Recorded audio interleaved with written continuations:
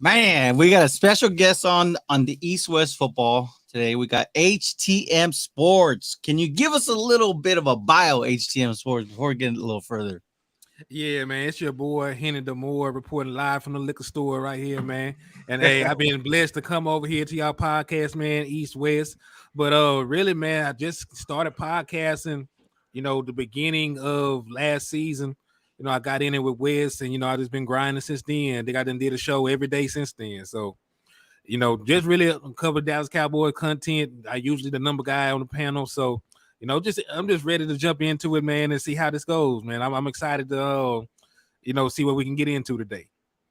Look, we already got somebody, Desmond Ironman. I know he knows you. I guess he knows you, right? Yeah. He reporting live from the liquor store right now. Him, my boy King G, Let's get Jameson Taylor done slid in over here in the building with me. Salute to y'all, man. What's up, guys? Hey, let's go. Hand DC for life, right? I love it, man. And you know what? I feel bad for Kendall because he's a little bit outnumbered today, guys. So listen. We all know in his heart, he's a Cowboys fan, man. Cowboy, man. Stop it, Kendall. No. Come on, listen, and you need to come on. Half my family is Cowboy fans. I'm a Patriots fan. Come on home, now, baby. I will say, if I had to have a second team, if it was legal to have a second team, it'd be the Cowboys. If it was legal. So, but for right now, I'm a Patriots fan, and that's what it is. We will be going to Dallas later on this year. So, looking forward to meeting up with HTM and the Cowboys guys. Indeed, my boy, indeed. He will be a Dallas Cowboy They're fan. probably going to give me a friendly ovation when I get in the building. Look at that. They say, "What's up, Mr. Henny?" Man, they love it. So over it, Mr. Henny. What's up, y'all? Happy Sunday. Hey, Sunday fun day, right? For everybody. Yes, I need one of them hats, Javier. Hey, you already know, baby. You already know. we do that's True Brand. We actually do giveaways on our on the Cowboy Cast YouTube channel that we do have. It's good to have outside input too. Yes, you're right.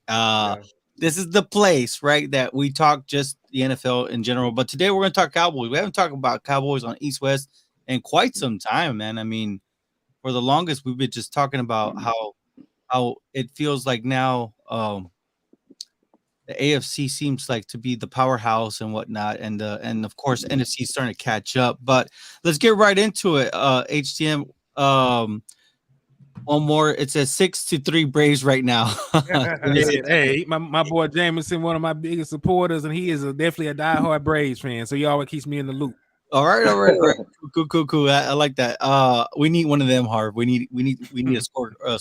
We do, man. We do. We're taking notes, but let us know, HTM. What do you think, man? What do you think overall of the Dallas Cowboys offseason?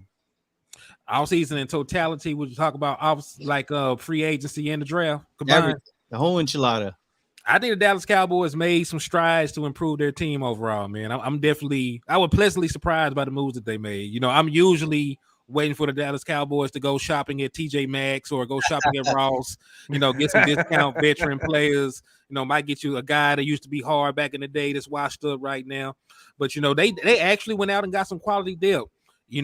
Years past, they would have probably re-signed somebody like Noah Brown and tried to sell you on his player development and what to expect from him going forward. But instead, they let him walk. They traded a compensatory pick to get Brandon Cooks into the building. We all know he has 6,000-yard season in the last 9 years, been a number one wide receiver majority of his tenure in the NFL. And really, when he comes into a team, he's usually a guy that's plug and play and productive, the moment he gets through the door. So I was happy with that move. And listen, I have been a guy that has defended Anthony Brown for a long time. You look at coverage, at pure coverage grades, like he was one of your better coverage corners, like when you compare him to what, other people on the team did. But we cannot sit here and act like Stephon Gilmore is not a head and shoulder, improvement over Anthony Brown. So you went and got a former defensive player of the year. You went and got a former number one option in Brandon Cooks. And then what surprised me, they actually invested in their run defense when they picked up Monty Smith. Dallas Cowboys last year were 22nd against the run. So, you got the best, one tech in the NFL draft. You can make an argument that we're better defensive tackles, but he's the best pure run stopper that was available. So they went and got him. You factor in what we brought in, through those trades, and then hell, there's even some other guys I think people are sleeping on. Now, I'm not going to even bring up Schoonmaker because I was not a fan of that draft pick. But, I think there is, some upside for a guy like Junior Fehoko, who was also planning to play some 3-tech. I think there's possibilities for Overshown to get on the field and rotational work. So I'm happy with the way the offseason went. I love what I'm hearing, man. But I guess I have one more for you, but I'm going to go ahead and turn it over to Harvey, and we'll get back to mine in a little bit. Harv. Yeah, man. So, obviously all the things that he stated is correct, man. They did a lot of things to help this offense and defense. But to me, the biggest thing is, did they do enough is the question. Because I feel like they kind of neglected a little bit the linebacker spot. And I don't mean by drafting, I mean like a veteran. Because if LVE goes down, if you look at the backups, they're all really young. They're really young, including the rookie, right? So the other side of that flip is the guard position. We had a lot of problems last year rotating the offensive linemen. Correct. And to me, man, I feel like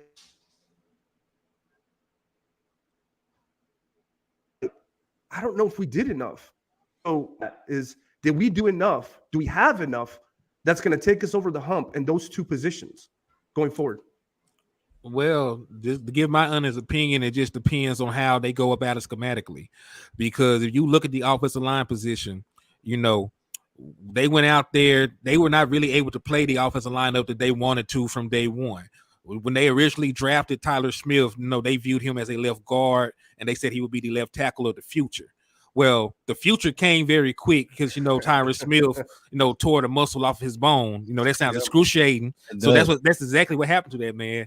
So they were forced to play Tyler Smith at left tackle. And then by the time that Tyron Smith was healthy, Terrence Steele was lost for the season. So he went out there and he campaigned to play right tackle. So you never really saw the offensive line at the position they were supposed to be at. This year, they're saying to start the season, Tyron Smith will be back in his natural position at left tackle, where he will go into Canet. Tyler Smith will play left guard. Biadasz, who just made his first Pro Bowl selection last year, will play center. Zach Martin is still one of the top-rated right guards in the NFL. And then Terrence Steele, if we're lucky, will play, majority of the season at right tackle. So if they play their best positions, you don't necessarily have a hole at the offensive line, because, the issue came last year when they played musical chairs, when the injuries happened, so on and so forth. Now, I was team draft the offensive lineman. I was beating the table for the boy out of Florida. Even though he was a right guard, I saw potential to flip him. But because the Dallas Cowboys did not do so, that obviously leads me to believe that they are comfortable with their personnel right now. And the only way you can be comfortable with that personnel is if you put them all in position to succeed. Now, we all know, Tyron Smith did not look good as a right tackle last year. But I ain't never seen Tyron Smith look out of place as a left tackle. I ain't never seen him get tore out the frame as a left tackle. I ain't never seen, Terrence Steele, get bodied too bad in pass pro at right tackle, even though they're not his strong suit. So I think them playing those five guys in tandem at their best position is going to lead to the Dallas Cowboys being successful on the offensive line. Now, in terms of the linebacker position, who currently has the green dot on this team? It has to be J-Ron Kurtz. Your safety has the green dot. So Dan Quinn, when he had Bobby Wagner, he rolled with him. But when he took over his own team, when he went to Atlanta, they implemented the 3 safety look that we have right now. So, in a passing league, a majority of teams, even though people say they're 4-3 defenses, 3-4 defenses, majority of teams play nickel 70% of the time. Dallas Cowboys are no different. So J-Ron Kurtz never leaves the box. He has the green dot. He makes the defensive audibles. So by default, he really is your safety. So, that's just what Dan Quinn liked. Now, I was a person that wanted Bobby Wagner when he was available. He just made an all-pro selection, had over 100 tackles, had 6 sacks. He was balling. He went crazy last year, right? Heads and shoulders, still one of the best linebackers in the league. But the Dallas Cowboys decided they still want to keep the speed and versatility of their 3 safety look. So, theoretically, you could have some issues there, but schematically, that's not what they want to do. So, that's why I'm trusting it, because look at who else they picked up. They picked up a guy who's basically a J-Ron Curse clone in Overshown. I believe Overshown is going to be your starting nickels, middle linebacker, whatever you want to call it next year, because I don't think they'll re-sign J-Ron Curse just because of his age and how much it'll cost them. So moving forward, you could make the argument that they need another linebacker, and Levi made that argument before.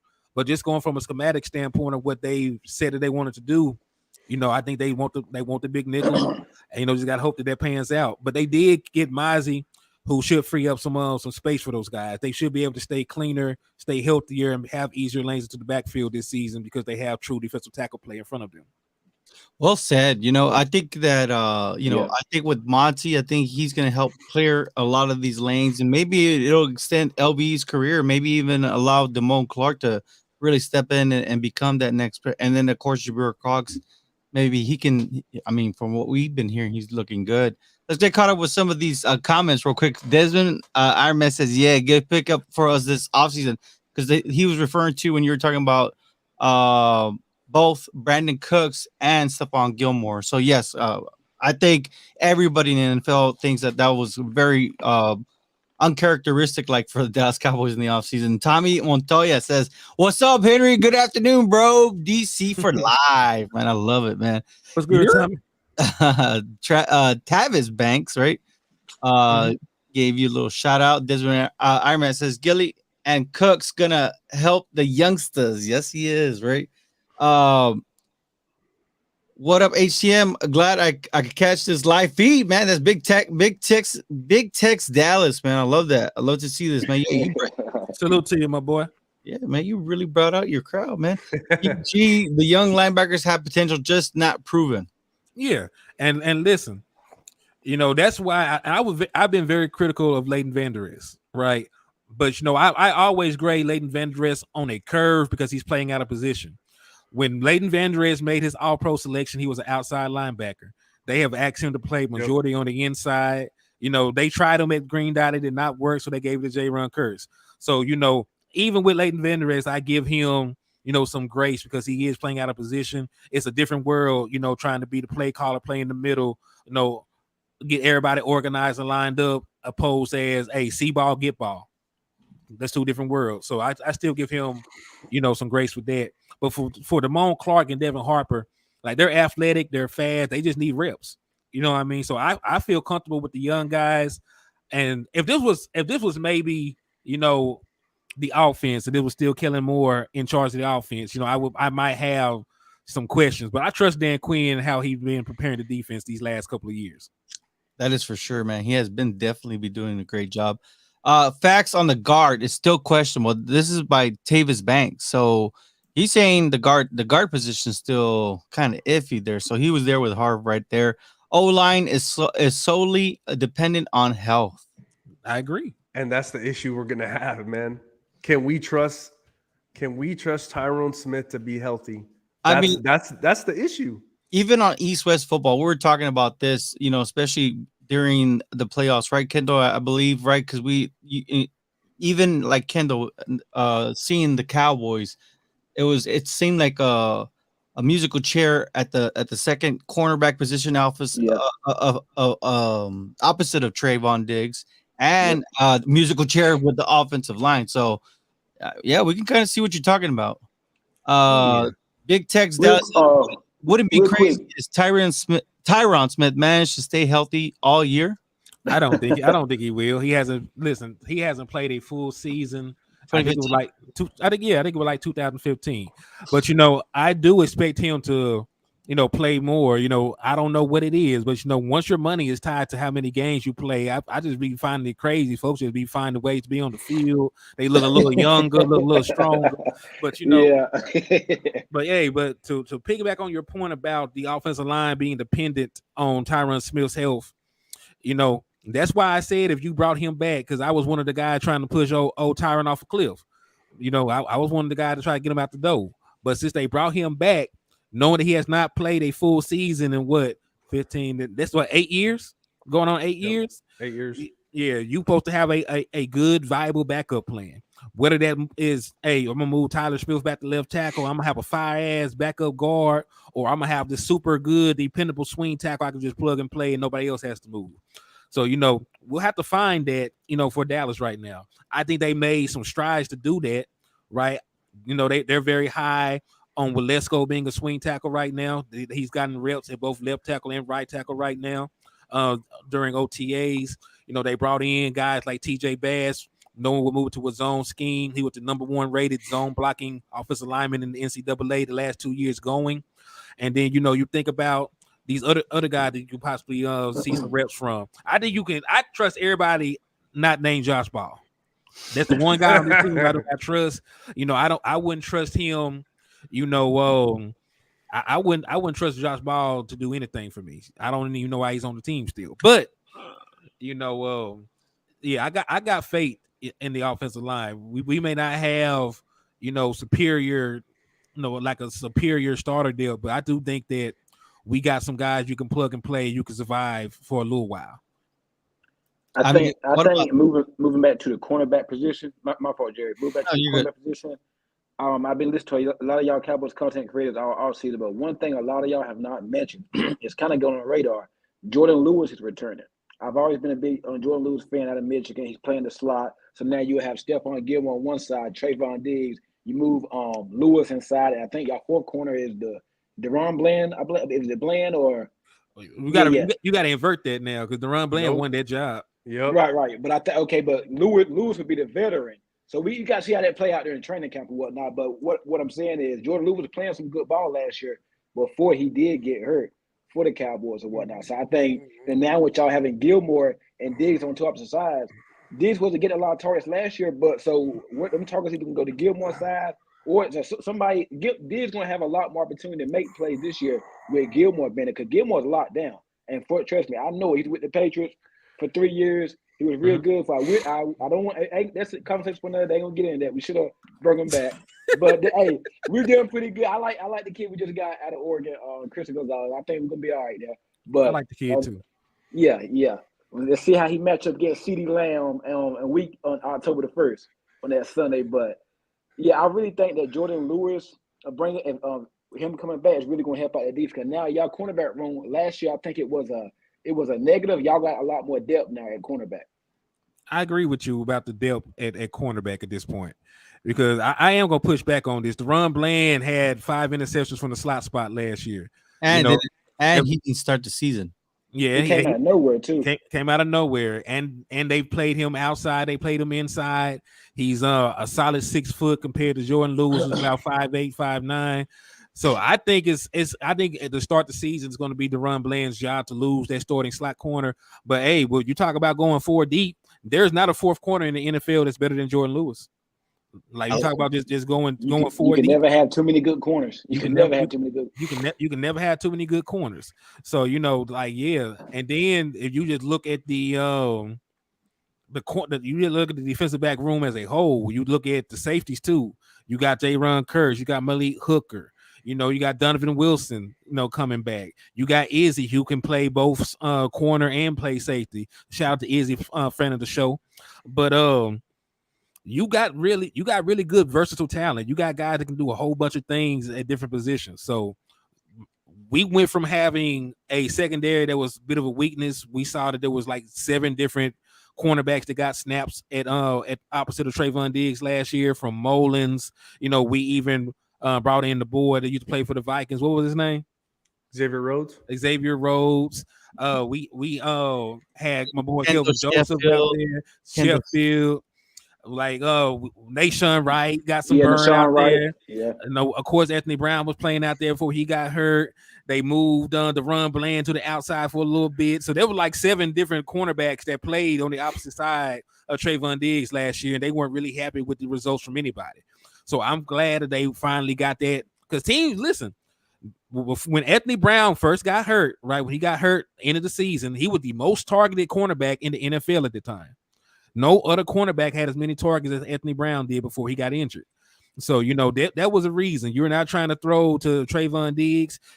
And hell, by the time he got hurt, you weren't trying to throw at Deron Bland. That man was taking everything away. The game I remember about Anthony Brown, which I think got Cowboys still living to this day. I want to say was two Thanksgivings ago against the Raiders and Derek Carr. And he got called. He kept getting called. Now some of them were crazy calls, but I think that's ever since then. I always liked, bro. I thought he'd been a pretty solid corner. But I think Cowboys Tuesday still. I think is he still a free agent, Anthony Brown? I ain't heard nobody say. He's an agent, but he had ruptured his Achilles, so I don't know how healthy he is to sign with anybody right now. Yeah, but I think that game about 2 years ago, I think that game went in overtime and the Raiders won it. Always win like everybody. Yeah, he just kept. I think he had at least about 3 or 4 calls that game. So I'm like, that was crazy.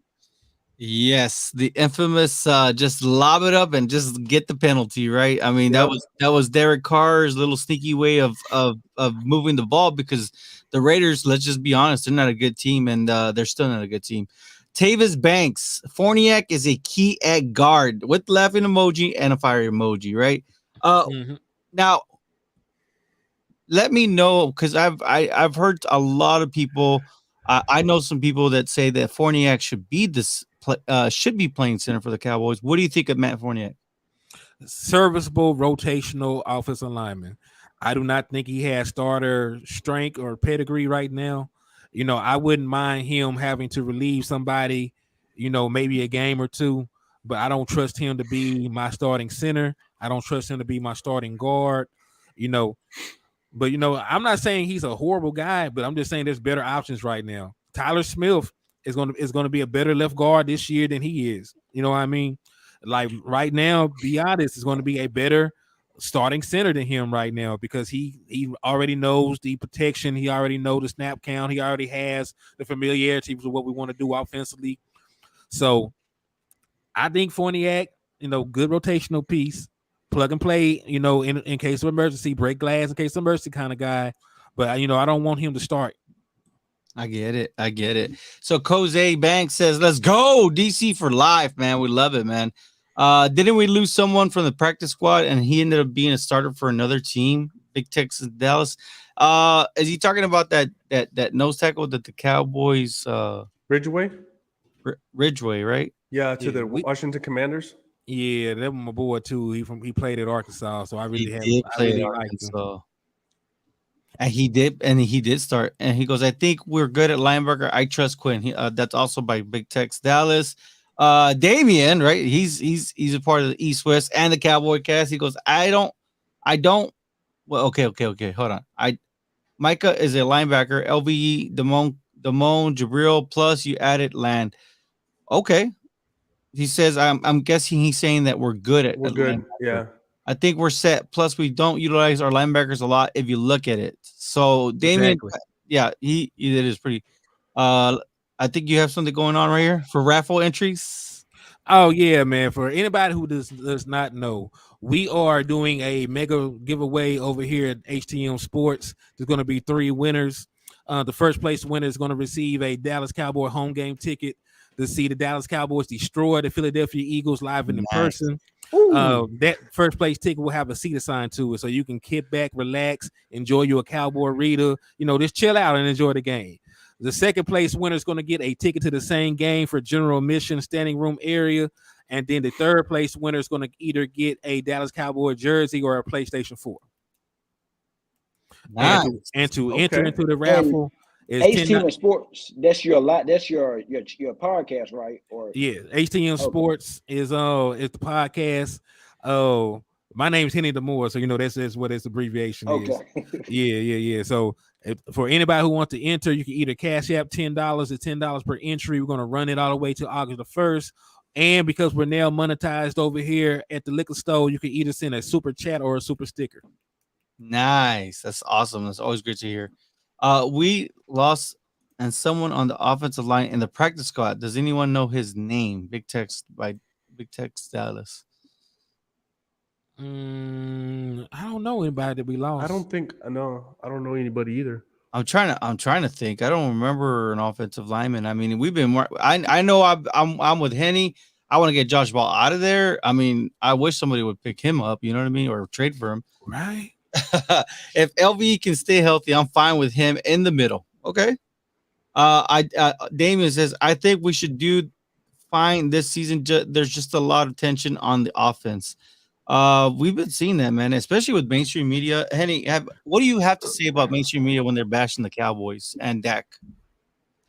I mean, they're what they're supposed to do. You know, we're the biggest, you know, we're the biggest fan base. We get the most clicks and views. So, you know, it's more money in, you know, creating clickbait, little articles and, you know, hot takes about the Cowboys than it is actually giving, you know, analytical breakdowns about what a team should do, so on and so forth. So, you know, they're going to do what they do. You know, we new media, we ain't tripping on it. I did kind of skip a little bit ahead.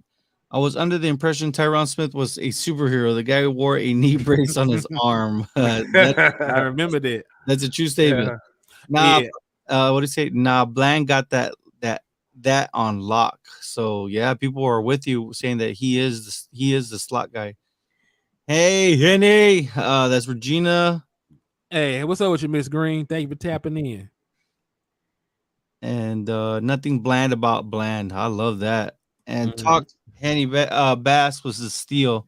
Yeah, man, TJ Bass is good, man. If he was a better athlete, he would have definitely been like a mid-round pick. What do you think? You're actually responding to this. Oh, thank you. Third and Brown. Yeah, that's a good one. He's right. And he goes, yeah, Ridgeway, thank you. Yeah, Ridgeway got cut because he beat up McGovern at practice. He did McGovern bad. And Travis Banks, he did laughing out loud. Man, I love this. Yep, they had a tussle in Big Tex. It really did. That old lineman went to the Colts, I think. Desmond, and then Brian Bradford Collins, question mark.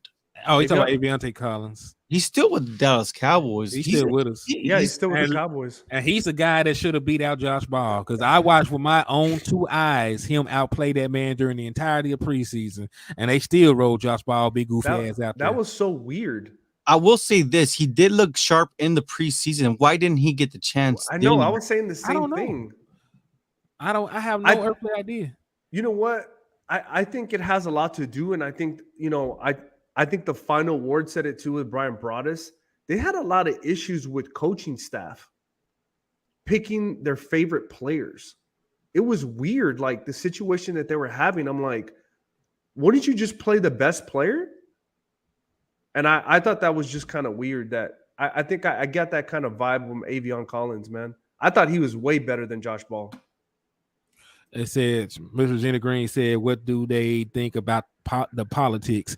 Hey, that's one of the things that played into it. You know, think about it. Like, just look at some of these players that we know now are good and did not get a fair opportunity under previous coaching regimes. Look at Donovan Wilson. Like, Donovan Wilson had been on this team for a very long time, and it was not until Dan Quinn got here and got him on the field that he got a chance to blossom, right? Then we all knew, you know, that Tony Pollard had some talent. It took Kellen Moore years to utilize him. It took him to the last year of his rookie deal before he got major snaps and opportunity to, you know, impact the offense. So it happens. You know, sometimes guys get into the doghouse with certain coaches and they don't ever get out of it, or they don't get out the doghouse till that person leaves. That's horrible. It is horrible. What is this? It's too easy. Says no more Kellen Moore. The stars about to shine this season. Let's go DC for life. Yes, sir. Because Ball was drafted, and you know Steven. Yeah, I think. Yeah.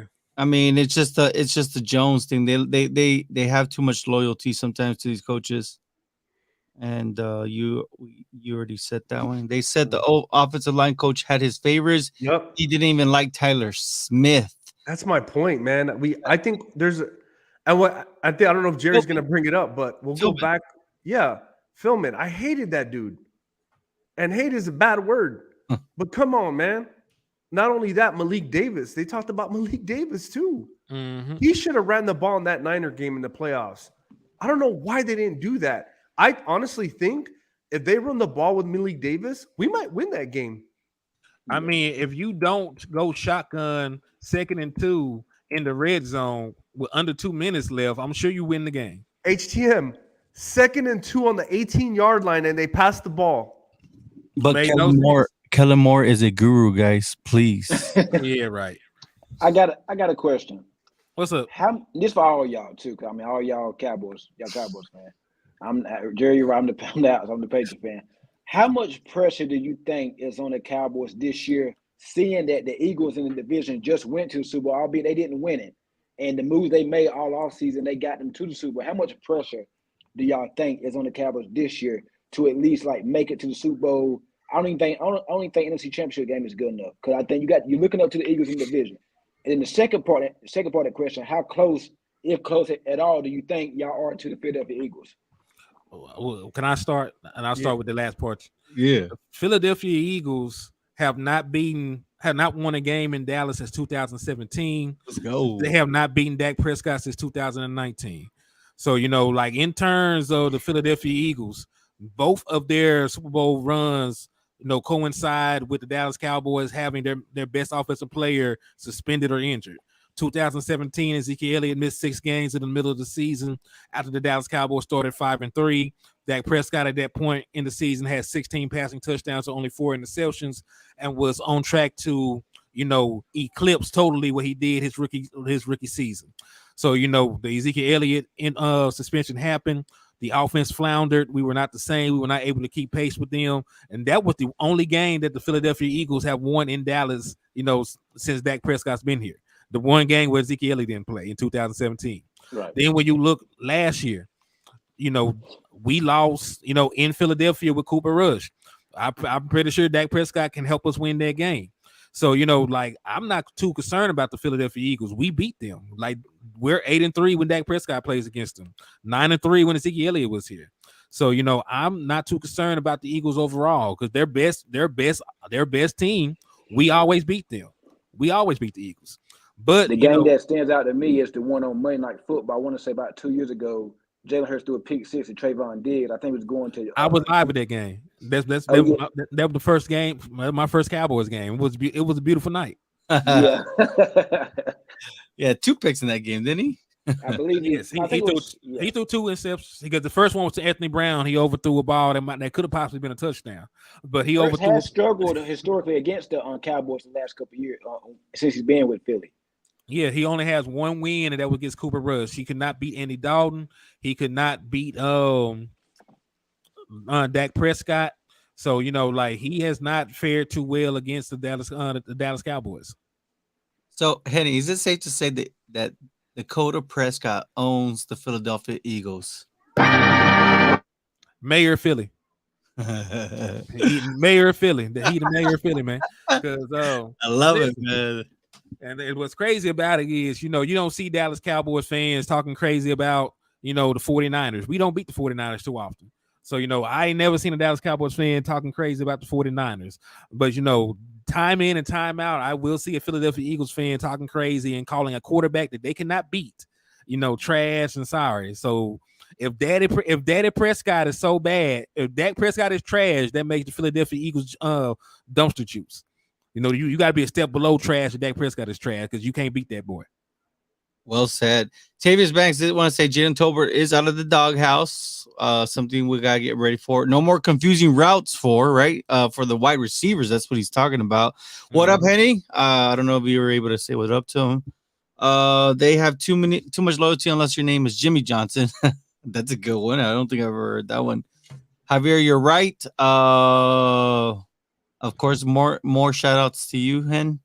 Indeed. And hey, shout out to Nana K. She is actually an Eagles fan, but she always shows love and come through and talking crazy in the chat box. So shout out to her too, man. She said all we had to do was beat the 49ers. And yes, you are right. We have struggled the last couple of years seasons against the 49ers. But we do not struggle against the Philadelphia Eagles. We're gonna give a round of applause, okay?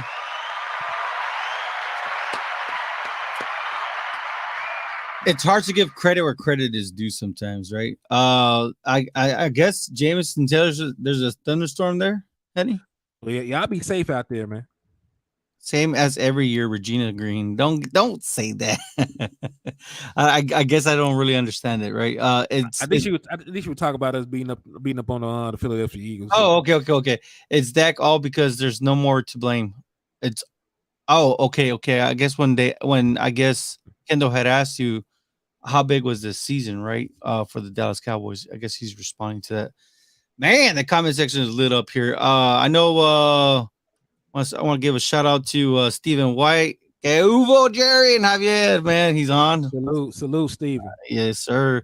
Hey, he knows he even said Henny too. He look at that. Stephen White, Henny with the fire sign. Let's see here. People just saying, speak it, man. Jerry is a liar. He said it's embarrassing the amount of money he paid to win another Super Bowl, but the reluctantly to pay players and shy away every season. Do you think that's fair to say that? Of course. Because listen, Jerry Jones and the Dallas Cowboys tried to tell us about pie and salary cap like we don't have tools to go and check the salary cap. We all can listen. You don't even have to be a salary cap guru. There are sites designed. You can go see how much a team save by re-signing a player, how much a team can save by restructuring a player. You can even, project what the market will be next year. So, if you wanted just to put in the time and effort, the common fan can become rounded in capology. So, for him to sit here when we know that we have cap room or can create cap room to make these signings and still, bid against yourself, because that's what they did against Dak Prescott, right? If they had signed Dak Prescott when he first came up for a contract, he would have probably made $29-30 million.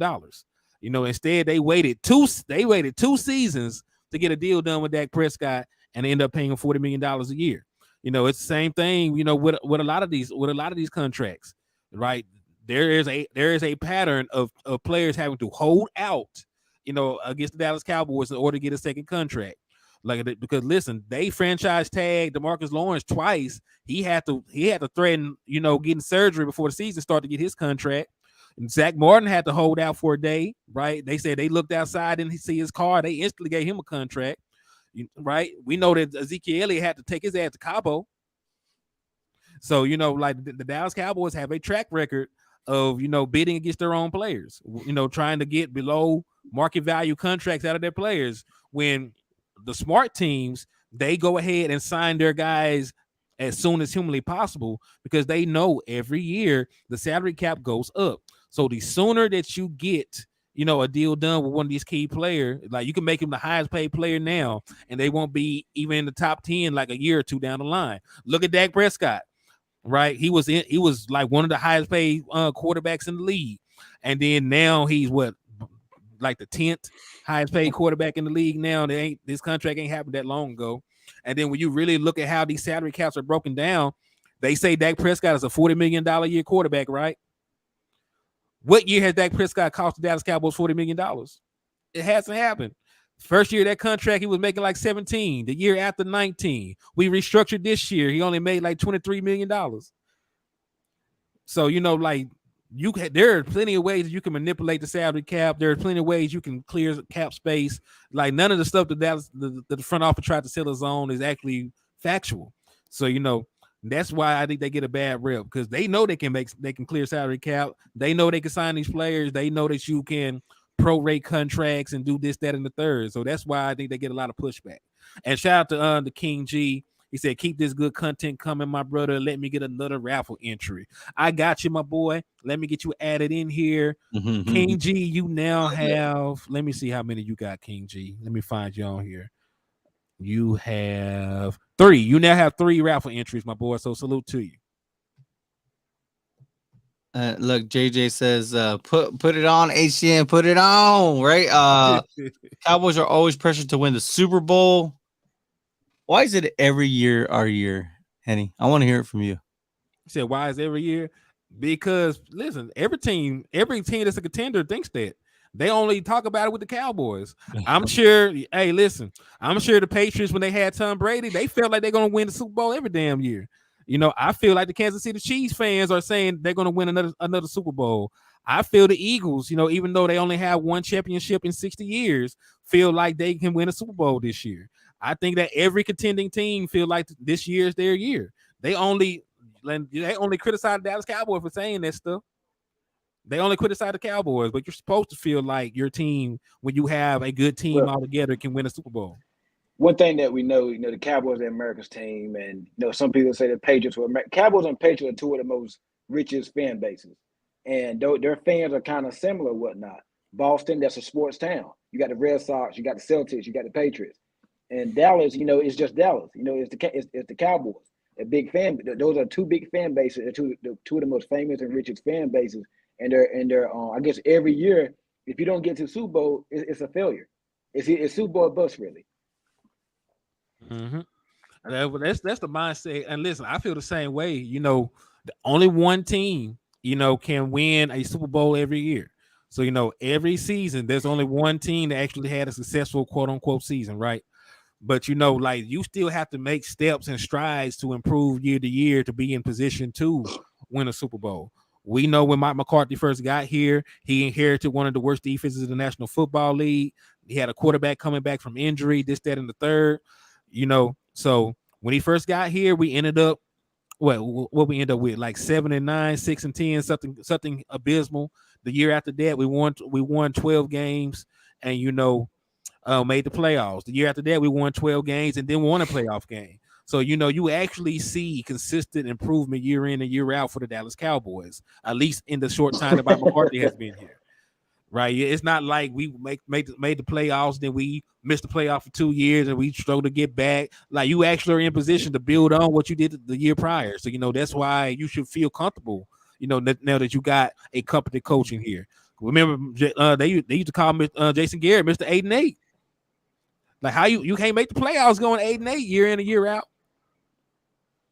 So again, to caveat of what you said, as far as the pressure and Kendall talking about, is there pressure, right? This is my thing.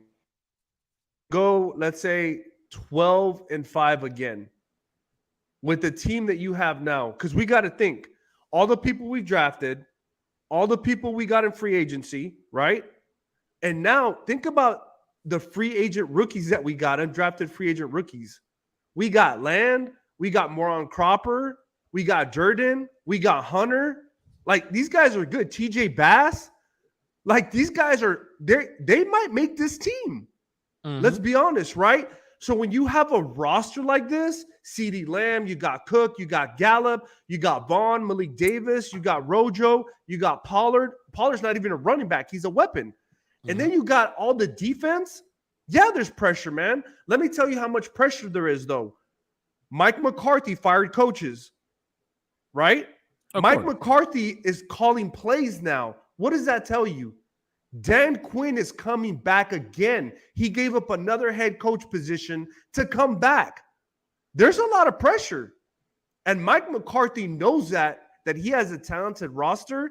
And if he don't make it happen, I don't think he's going to be there next year, even if he goes 12-5 and doesn't win anything. Well, I'm just saying that's the this. I'm just saying that this is a talented roster, man. Yeah, but look, it's a talented roster. Listen, when you have a good team, there's always pressure. But what's the pressure for the Buffalo Bills to win a Super Bowl, right? What's the pressure? You're supposed to have a top 3. They say that Josh Allen, the second best quarterback in the league, right? Let them tell it. HTM. Right? They ain't got a star on their helmet. I mean, I guess that's the point. Like, the media creates this pressure. Like, how the hell you gonna sit here and tell me what the hell I'm supposed to do? We're the only team that you cover. So that's sort of my point. Like, every contending team has pressure. A lot of this other stuff, is fugazi, is artificial. Like, these people always hold themselves to a high standard. Like, Mike McCarthy is a Super Bowl winning coach. He knows the responsibilities of managing a roster and getting the best out of a team and competing in the playoffs and getting guys prepared to play. He ain't no Rudy Poo. This man one of the winningest coaches in the NFL right now. Dak Prescott, hands down a top 10 quarterback right now in the league. You don't think he holds himself to a high standard? This man was a 4th round pick. You don't think he worked his ass off to be where he is right now? He ain't had nothing handed to him. You know, you look around our roster, all these guys that had to fight to make it into the league or were low drafted guys. They probably put more pressure on themselves than the fans do. So, you know, I think like this added pressure from the media is artificial. Them guys already hold themselves accountable. The front office already holds them guys accountable. Mike McCarthy already holds his guys accountable. So, you know, there is pressure, but there's always pressure when you're playing for titles. When, you know, when much is expected, you know, much is given. They gave Mike McCarthy the ability to call plays, something they did not do for Jason Garrett. He fought to get the play calling back. They did not. They let that man go out sad. Mike McCarthy got an opportunity Jason Garrett never did. He got the opportunity to call plays. You know, he was probably the guy that pushed to get Brandon Cooks. He's probably the guy that pushed the draft Schoonmaker.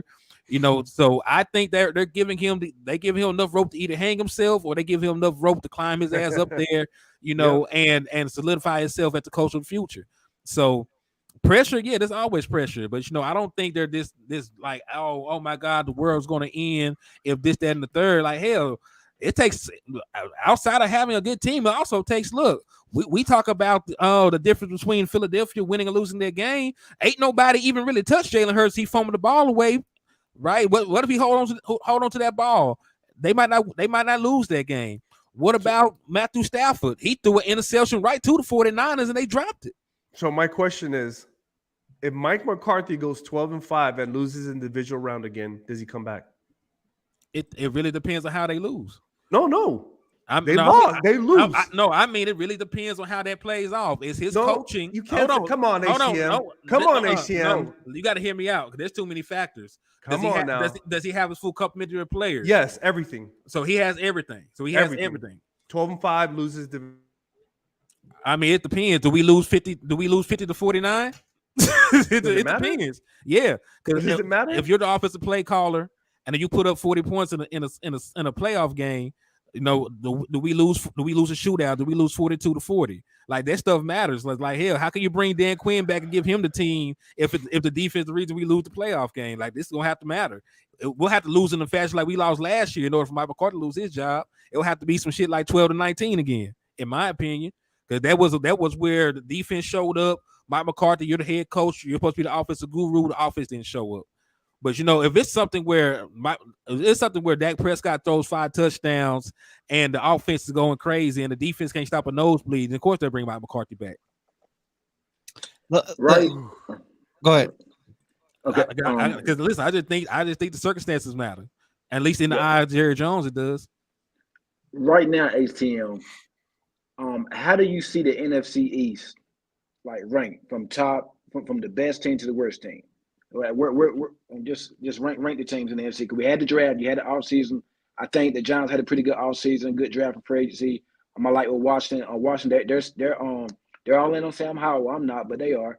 But and the Eagles, they made a lot of moves in the draft and free agency and whatnot. We also seen what the Cowboys do. Rank the NFC East 1 to 4. Man, you know I'm very biased. You know, I already think we got a better team. You know, take Bison out. Take the Bison out. I think we're a better team than the Eagles. Because, you know, you go up and down, people will say that Jalen Hurts is a better quarterback than Dak Prescott after one season. But when I point out that Dak Prescott has a better career completion percentage, better passer rating, you know, better QBR, you know, has higher, you know, career marks in passing touchdowns, yardage. And people be forgetting Dak Prescott, in terms of completion percentage, passer ratio, touchdown, and interception ratio, is top 10 in league history. Right. And if you want to leave out the old school quarterbacks that were, you know, playing what you could blow up a play, you could dislodge the ball from the wide receiver, even among, you know, modern quarterbacks, all his marks are in the top 10. So, you know, like Dak Prescott, you know, is a very good quarterback. I don't think that Jalen Hurts, you know, as a passer has made it there yet. So I would take Dak Prescott right now over Jalen Hurts. You know, when you look at the wide receiving core, you know, it's very close. You know what I'm saying? You know, they got A.J. Brown, who was a second-team All-Pro. We got CeeDee Lamb, who was a second-team All-Pro. You know, they got Devontae Smith, you know, who's a 1,000-yard receiver. We got Brandon Cooks, who's a 1,000-yard receiver. You know, if you go 3 deep, I think Michael Gallup is a better wide receiver than Quez Watkins. So, you know, even if you wanted to say it's a push, I think we got a slight edge there. I think they got a better tight end room, you know, with Dallas Goedert, and let's not really know what we got with Jake Ferguson and them. I think they got a better offensive line. but I think our cornerback rooms were better. We're better at corner. We're better at safety. I think right now we got a better running back, a better starting running back at least. I don't know I don't know what their other running back's going to do. They don't stay healthy. I can't think the last time Penny played a full season. I can't think the last time Swift played a full season. So I think overall we got more position groups that we top out at. In terms of Dallas. So in my mind, it's Dallas, Philadelphia, the Giants, because I think they're a better overall roster right now than Washington. Because Daniel Jones is not a great quarterback, but I think he's better than Sam Howell. But I do like Washington's skill position better than I like their wide receiver better than the Giants. I like their wide receivers better than the Giants. But in terms of like overall, in terms like overall, I like their tight end better for the Giants. I like their quarterback better than the Giants. I mean, better than the Redskins. I'm sorry. Because I like the Giants quarterback better than Washington's. I like their tight end better than Washington. I like it's really hard, because I think it's sort of it's close defensive tackle because they got some dogs there, but then they also got Dalvin Tomlinson, up there with the Giants. So that's a hard one too. And then like cornerback is really up in the air because they got some young guys over there now, in Washington. But I don't know, man. I think I would trust just based on coaching alone. I think I would trust the Giants a little bit more than Washington. King G says here, I want to hear from the Patriots fan how he views the Dallas Cowboys. Super Bowl contenders, overrated, where we stack against the rest of the NFC, etc. Well, I think y'all contenders, and a big part is that the NFC. The NFC is real weak. You don't have to worry about Jimmy Garoppolo and the Niners. Well, the Niners, they got Sam Darnold, and they got we've seen Kyle Shanahan do it with average quarterback. So I actually think that's a sneaky good pickup for the Niners in getting Sam Darnold. I do too. Seattle, I think they're just gonna go up. They're gonna be better this year than what they were last year. Aaron Rodgers is out of the NFC. So what y'all really don't? You see what Kirk Cousins, he never shows up. It's like the Cowboys own him since he's been. See, he was in Washington, Minnesota. And another thing, a lot of people don't talk about. I'm tired of the disrespect on Trayvon Diggs because every time he's went up against Justin Jefferson, he's really clamped him down. He really had nobody that everybody seems to go up, let that fly up on the radar. But he does. He really clamped him down. Nobody talks about that though. I don't know why. But I think the Cowboys. I think they're top. They're one of the top teams in the NFC. I do see that. Yes. Where you rank Dak Prescott? In the NFC or overall quarterbacks all together, AFC, NFC. He's a top 10 quarterback. He's top 10. I give him top 10. In the NFC? Yes. He's top 3 in the NFC. Top 10 in the whole league.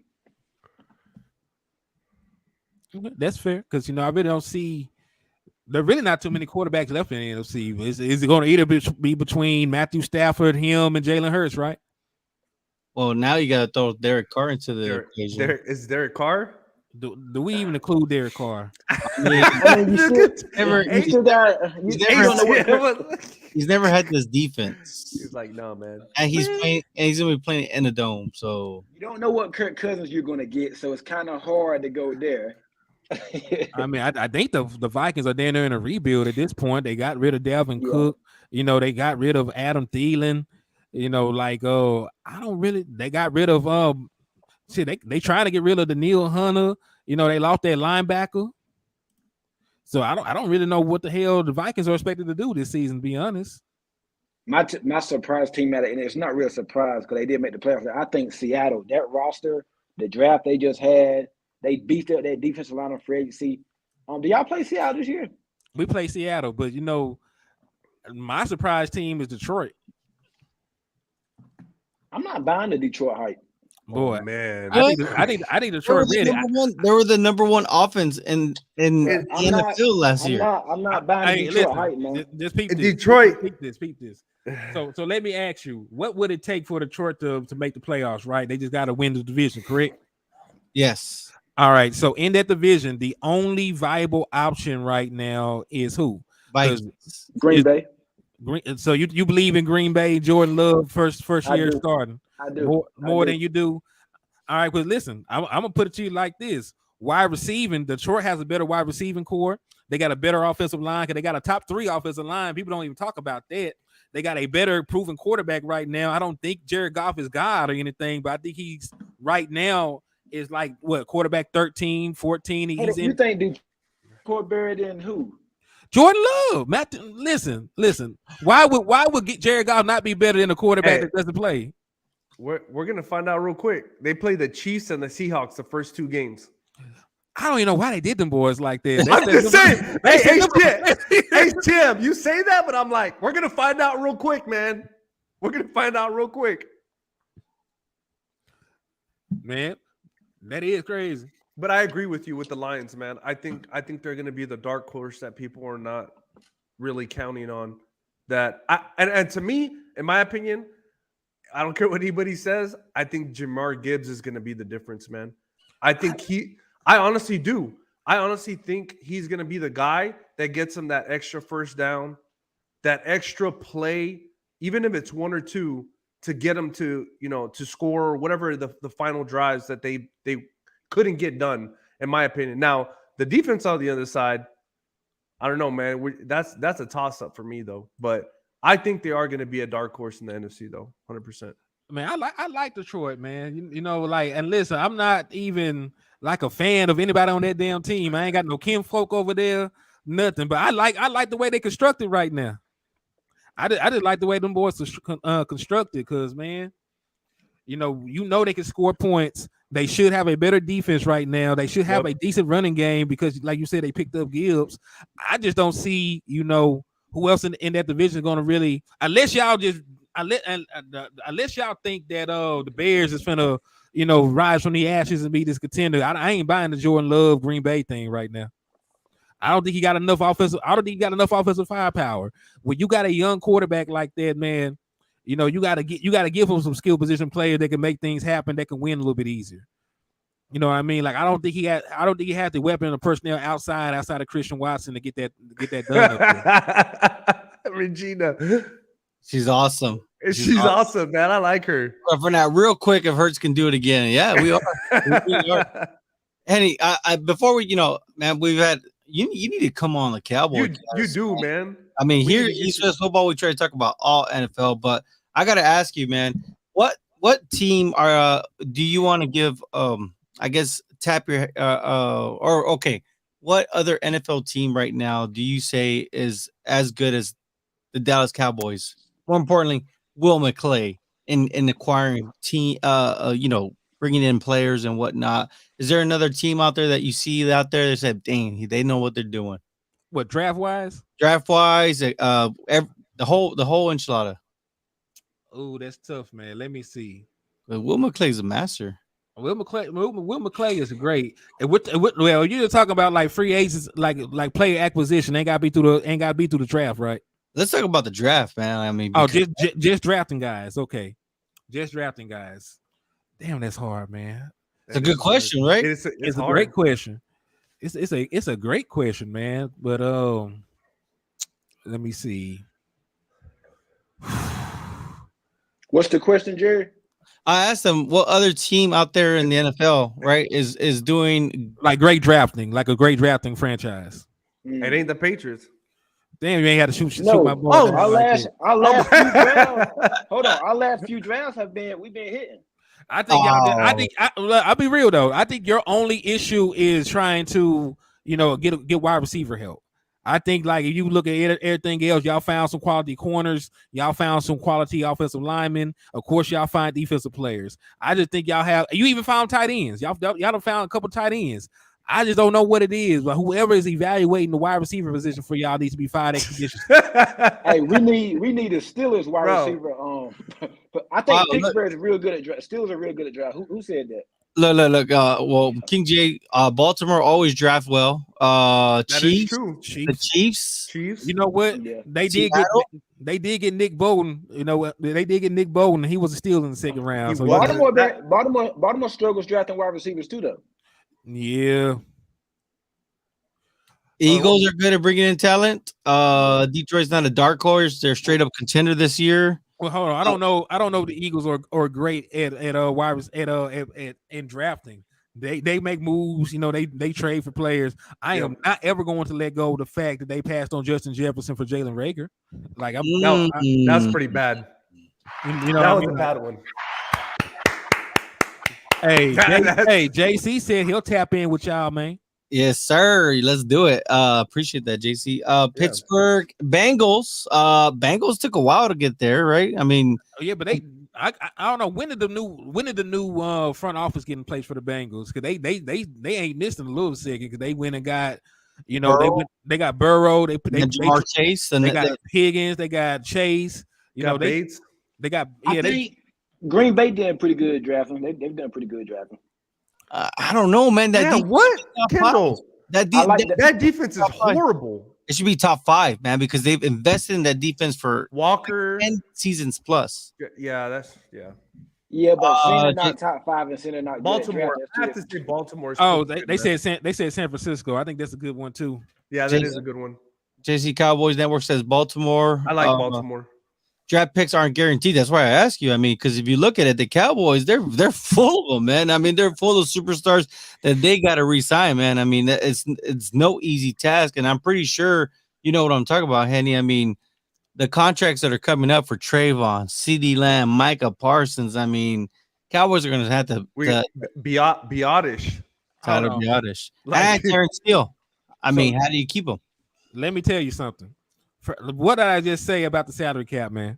You listen. We had imaginary friends growing up that's really in the damn salary cap. So let me tell you why. One extension from Dak Prescott saved the Dallas Cowboys between $26.2 and $39 million.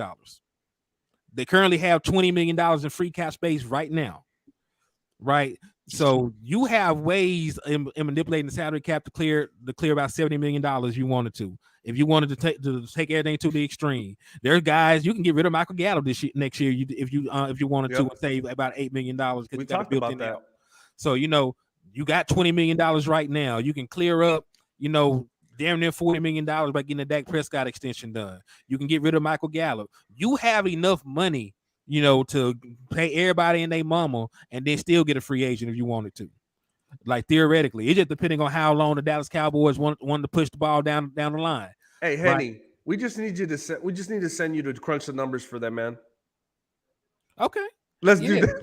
Let's send Henny so they can crunch the numbers. Petition for it. Let's go. That's funny. I think it's safe to say, right? The Baltimore has always been really good. I mean, I think they're the OGs, I think, and they've been able to maintain a steady flow. Yep. But I mean, who else out there? What other team then, Henny, do you really put attention to? I know you're a Cowboy, but we always had that team that we're always like, damn. In recent history, I think it's the Chiefs. No, because they done been knocking shit out the park. That board. Listen, I stay about an hour and some change from where Mahomes was born. That boy was originally born in Tyler, Texas. That's just up the road from here. So, I've seen him play in college a lot. Different things like that. So I like Patrick Mahomes. I just can't ever just come out here and say I'm a Patrick Mahomes or Chiefs fan. But I don't have any ill will to him until we play them boys. But they made moves. They've been aggressive in player acquisition. They've been in contention for a long time. Ever since they really got Andy Reid, he had them competitive with Alex Smith. So that's a team that that I look at, and I think that they doing the damn thing. They're always being contention as long as they keep their front office and their coaching staff together. So I like the Chiefs from what they do, in roster building and being competitive and things like that. I think that draft last year was really good. They drafted a couple corners, Pacheco. They drafted a linebacker. Yeah, they drafted past. They've been a pretty good solid drafting team. And for them to be picking so high, because they always close to in Super Bowl and to still hit with these draft picks, that's good for them. Yeah, I mean they've been in the AFC Championship game how many years in a row? Like 6. Like 4. I want to say 4 or 5. At least, like 4 or 5 at least. Maybe 6. I don't know. It's been. Let me see. 2018 was when Patrick Mahomes. Yeah, in fact, Patrick Mahomes ain't never been nowhere. Yeah, he ain't never been anywhere less than the AFC Championship game. And the other thing we gotta say, man, about the Chiefs is what star receiver they got. Well, they don't have anybody now. I'm just saying when they won this past year. I do like Rasheed Rice. They just drafted. Yeah, but I'm like- saying they didn't have anybody really. I mean, to be fair, because I'm not gonna put this narrative like they had a collective group, is what I'm saying. Yeah, but I'm gonna say this: if he didn't miss, like he missed like 2 games, Juju Smith-Schuster would have been a 1,000-yard receiver. I'm not saying that he's Jesus or anything, but they had one fringe number one, but like he's probably like a quality number 2. You are right about it being like a collection of talent. I have no go-to guy. Yeah. So I do agree with that. I just want to give Juju some love. People be calling him TikTok boy. Yeah, they be calling him TikTok boy and that little dancing dude and shit like that. This is a good question right here, and I want to get your take on this. Let's talk about the elephant in the room, right? That's Dak and his contract. That's a simple question to answer. It takes two to tango. Dak Prescott has no reason to go ahead and sign an extension with the Dallas Cowboys. Like why? Like at this point in his career, like he's not rushing to the table. Like why? Go to the table now and take less money. He could wait till after the season is over, knowing that the Dallas Cowboys have no other option than to give him an extension. They can't cut him because of the amount of dead money. They can't trade him because he has no trade clause, can veto any trade. Yep. Right? So you can't cut him, you can't trade him. They're not going to let him play on a cap hit of $59 million. So he has all the power in these negotiations. He's going to wait till after the season is over, come to the table with his demands, get the contract that he wants, and he's gonna sit and then things will be done. But there's really not a reason for him, to rush to the table. I mean, it's not like the Dallas Cowboys gonna let him play for $59 million next year. And I think that's what people will be forgetting about. Dak Prescott can go out here and throw 20 interceptions this year. He's getting an extension. They have no other choice. Is it time for the Cowboys to select a quarterback in the first round? Of course not. When you are competitive, you put your resources into staying competitive. If you think your quarterback is good enough, to compete with, you use that first round pick to get an offensive lineman, to get an offensive weapon, or if your defense is lacking, you use that to improve that, right? But there's not too many, times where you will go out there and use your first round pick to get a quarterback where you still have one on the roster. The Chiefs did it, but they already knew they were moving on from Alex Smith. And then people talk about using a first round pick to get a quarterback like Daniel Jones was not a first round pick. Like there is no guarantee that you get a better quarterback than Dak Prescott just because you pick somebody in the first round. Like Daniel Jones was a first round pick. Like they act like he wasn't, but he was a first round pick. You look at guys, other guys around the league. Like what was the boy, Josh Rosen? His ass was a first round pick. You know what I'm saying? Baker Mayfield was a first round pick and a high ass first round pick. Carson Wentz. Like you go down the line, like you have a better chance of finding a quarterback in later round that could be something than you actually do in the first round, right? You look at Tony Romo, was he even drafted? Dak Prescott was a 4th round pick. You look at Tom Brady, what he developed into, right? You go down the list, and even Patrick Mahomes wasn't no high ass first round pick. He was like pick number 15. I think Harvey and I have done some math. What was it for anybody that gets selected in the first round? What was the percentage that they make it to the Super Bowl? 10%. 10%. Shit. So yeah, it's only been, I believe it's now it's 33 quarterbacks that have won the Super Bowl. So you know what I mean? That goes to show you that it's not easy to get to a Super Bowl. So unless you got that quarterback that has that killer instinct, chances are you're not going to be able to hang with Patrick Mahomes and company, right? But I did see a lot of comments on there. One of them was about Lamar Jackson. Nobody gives heat to the Bills or to the Ravens because their quarterbacks haven't even got to the AFC Championship. Lamar Jackson only has one playoff win. So, one. Matter of fact, look at Justin Herbert. Justin Herbert ain't even won a damn playoff game, was on the losing side of a 27-point comeback. And he does not get any criticism. So, it's selective. It's selective. Listen, the national media at large are what I call kingmakers. They will, whoever they value whoever they want to be the face of a franchise or the face of the league going forward. They will highlight all of their, positives, and they will hide all of their failures. Like, if Dak Prescott was in a playoff game and the Dallas Cowboys gave up a 27-point lead, they would still be talking about it right now. There would still be a segment, discussing the 27-point depth comeback.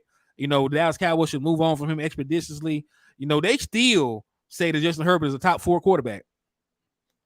Still to this day. Still. So, that's what I'm talking about. Like, there are agendas that they push, when it comes to certain players.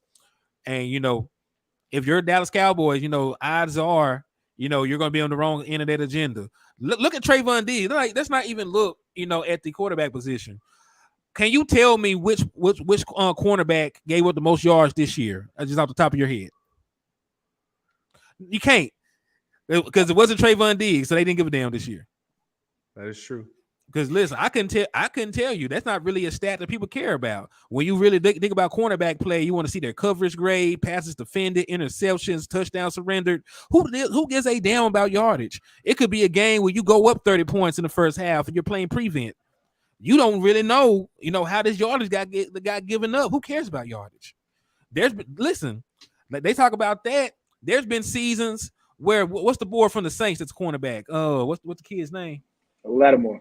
That boy gave up down to 800 yards one year. He still made a Pro Bowl team. So nobody cares about that unless it's a Dallas Cowboy. Unless it's a Dallas Cowboy. So like they move the goalposts all the time with us. Yeah. And it looks like not only is it mainstream media, but it looks like it's all the Cowboy haters that are helping them move the goalposts too, man.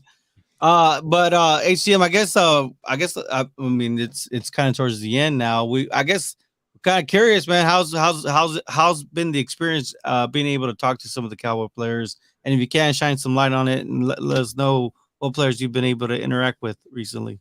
So far we've did 3 interviews with current players. The first interview we did was with Israel Mukuamu, who was me, my mentor, West Coast Cowboy, and my brother, landlord from Alabama. So, that was the first active player that we, actually interviewed. And then I had the pleasure of talking to Jalen Tolbert. And I also got to talk to the Kelvin Joseph. So that was the last active player that we actually interviewed. And it's just really at the end of the day, man, it allows you to see that they just regular people, man. Like they're regular people. They work a job, and just the job that they work, is loved by the masses, man. But they real down to earth people. They weren't Hollywood. They were real good, knowledgeable football guys like we are, man. They just happen to play for the team that we root for. So it helped humanize them too. Especially chopping it up with Kelvin Joseph, man. Like I know he's gotten a bad rap among the fan base about some of the off-field things, about how he's played, but at the end of the day, man, I got kids, older than that boy. So you gotta allow some of these young players opportunities to come in, bump their heads, learn and develop. So that's one of the things that brought that came to my attention, when I interviewed some of these dudes, man. But it was cool though, man. Especially getting to some insight, especially with Jalen Tolbert. We were talking about schematically what they wanted to do this season. I think that him talking about some of the changes and some of the nuanced things that they wanted to do to fine tune the offense this year. Getting away from some of the digit system concepts that Kellen Moore was running into more West Coast principles like Mike McCarthy and Brian Schottenheimer. So, I thought that was a good experience and a good conversation that we had in terms of just from a football standpoint. So Dwight Thrasher, he's been a part of East West for a while. He says, name 5 quarterbacks. You're taking over Justin Herbert, I guess, because Are we going off of 5 quarterbacks to actually accomplish more? Are we going off 5 quarterbacks? That I think he means like to build your team. What are you riding with, HTM or Henny? What are you riding with? What am I riding with? Listen, I think the issue when it comes to like these quarterback rankings and stuff, too many times they use potential over actual production. There's been more productive quarterbacks in the league than Justin Herbert, way more. There's been a lot more. He ain't won shit, ain't never won a playoff game. You know, all he's done was throw for a bunch of yardage. That has not led to them winning their division. They have not led to them consistently making the playoffs, right? So, you know, like you got guys that actually done won MVPs. Like I would listen, I hate to even give any love to the Eagles, but Jalen Hurts is more accomplished than Justin Herbert is right now, right? You look at somebody that's his peer. He just lost to Trevor Lawrence. Trevor Lawrence has been in the league less time, you know, had actually won his division, what he has never done, you know, won a playoff game by beating his ass. You know what I'm saying? So, you know, there's quarterbacks that's more accomplished. And spotted him too. Yeah, because, you know, think about it. Like, and listen, I'm not saying that he does not have upside. When you just look in a vacuum, he's big, he's athletic, he got a strong arm, he do this and do that. That's cute. You know what I'm saying? Like, we're playing Madden, I definitely would get Justin Herbert. If we're playing Madden, I would go out and get them, whatever. But we're talking about actually, you know, going out on the field and being productive. He has not done that. So, you know, that's part of the issue, man. You know, that's part of the issue. You know, Dak Prescott, there are plenty of quarterbacks I think are more talented than Dak Prescott, but there's only like a handful that are more accomplished or have done more on the field. You know, there's not too many guys that got a better completion percentage. There's not too many guys that won more games. Like, people don't talk about this. Dak Prescott has a top 25 regular season win percentage all time. There's only like 23 quarterbacks in league history that has a better win-loss record for guys who played, you know, 90 games or more. You know what I'm saying? That he's in the company with like Joe Theismann. I think he has like the same win percentage as Joe Theismann does for his career. So when you look at like accomplishments, I know he ain't won no Super Bowl, but shit, neither has Justin Herbert. Neither has some of the other guys they bring up. So, you know, when you talk about, you know, production and accomplishments, you know, and potential, those are two different conversations. Yeah, it looks like it looks like everybody that's on that says Dak is capable. That's all I'm saying. So a lot of people are, you know, you're right. You're absolutely right. I think of anyone, I like Trevor Lawrence, but he hasn't even won. He didn't win his first playoff game either, but he made it to the playoffs. You know, so all great questions, man. Anything else, Harv? Kendall? No, man. I just want to say I appreciate it coming on, brother. Always good to have you, man. Whenever you want to come on, for sure. It was great talking to you. It's always good insight and get somebody else's opinion. That's how we grow, man. So I appreciate it. Man, yes, I appreciate y'all for having me on, man. Yes, sir. I appreciate you coming on. You, all your followers. I know some of my followers up in there as well. Appreciate Cowboys Nation.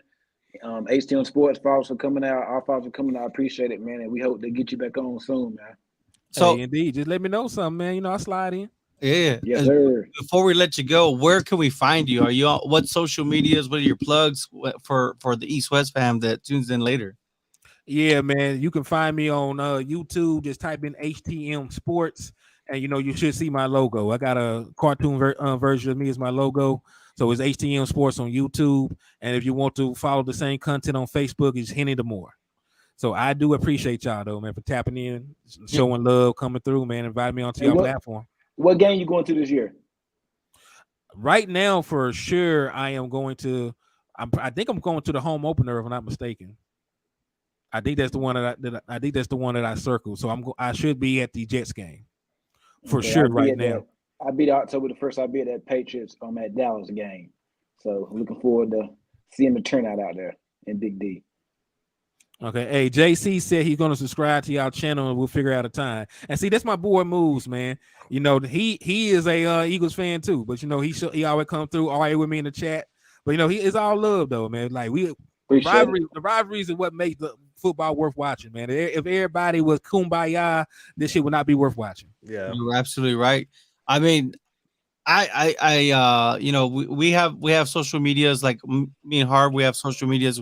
We have a Twitter. We have TikTok, we have the whole shebang, we have Facebook and of course Instagram. And dang, Dak Prescott's recent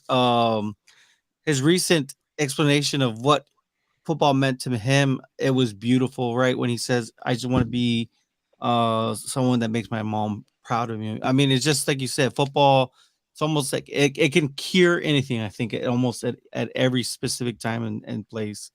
But let's give a little shout out, and here's a little rundown of everybody kind of chiming in. Look at that. HTM, man. Everybody loving your work, man. They really are. So we really, really appreciate your time.